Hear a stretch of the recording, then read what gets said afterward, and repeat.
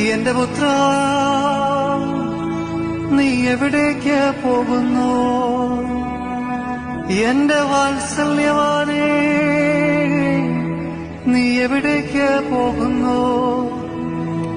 ഇവർ നിന്നെ എവിടേക്ക് കൂട്ടിക്കൊണ്ട് പോകുന്നു?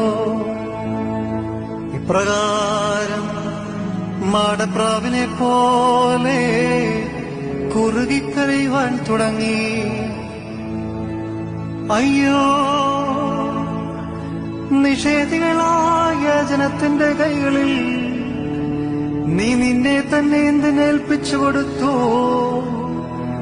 എന്റെ പുത്ര, എനിക്ക് കഷ്ടം. എന്റെ വാത്സല്യവാനേ, എനിക്ക് കഷ്ടം. ഇന്ന് നിനക്കെന്ത് സംഭവിച്ചു?